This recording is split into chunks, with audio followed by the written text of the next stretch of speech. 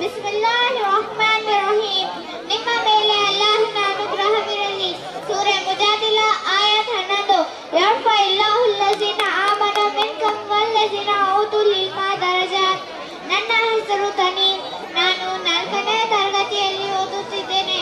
ನಾನು ಈ ದಿನ ಶಿಕ್ಷಣದ ಮಹತ್ವ ವಿಷಯವಾಗಿ ತಮ್ಮ ಮುಂದೆ ಮಾತನಾಡಲು ಬಂದಿದ್ದೇನೆ.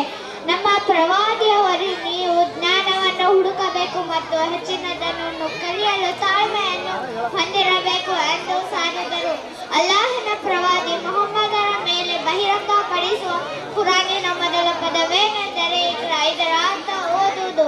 ಜೀವನದಲ್ಲಿ ಶಿಕ್ಷಣದ ಪಾತ್ರ ಪ್ರಮುಖವಾಗಿರುತ್ತದೆ. ಇದು ನಮ್ಮ ಬುದ್ಧಿಶಕ್ತಿಯನ್ನು ಸುಧಾರಿಸುತ್ತದೆ ಹಾಗೂ ಜಗತ್ತನ್ನು ಗೆಲ್ಲಲು ಅಗತ್ಯವಾದ ಕೌಶಲ್ಯ ಮತ್ತು ಜ್ಞಾನದೊಂದಿಗೆ ನಮ್ಮನ್ನು ಸಜ್ಜುಗೊಳಿಸುತ್ತದೆ. ಇದು ನಮಗೆ ಯಶಸ್ಸನ್ನು ಸಾಧಿಸಲು ಹಾಗೂ ಜಗತ್ತನ್ನು ಅರ್ಥಮಾಡಿಕೊಳ್ಳಲು ಸಹಾಯ ಮಾಡುತ್ತದೆ. ಪ್ರತಿಯೊಂದು ಸಮಾಜದಲ್ಲಿ ಶಿಕ್ಷಣ ಮುಖ್ಯ. ಇದು ಇತರ ವ್ಯಕ್ತಿಗಳ ಜೀವನವನ್ನು ರೂಪಿಸಲು ಹಾಗೂ ಉತ್ತಮ ಸಮಾಜವನ್ನು ಸಾಧಿಸಲು, ಬೆಳವಣಿಗೆ ಮತ್ತು ಅಭಿವೃದ್ಧಿಗೆ ಸಹಾಯಕವಾಗಿದೆ.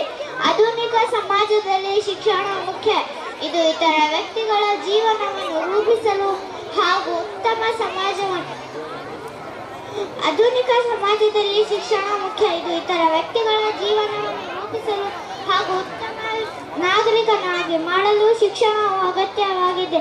ದೇಶದ ಆರ್ಥಿಕ ಸಮೃದ್ಧಿಯು ವಿದ್ಯಾವಂತನ ಜನಸಂಖ್ಯೆಯ ಮೇಲೆ ಅತಿ ಹೆಚ್ಚು ಅವಲಂಬಿತವಾಗಿದೆ.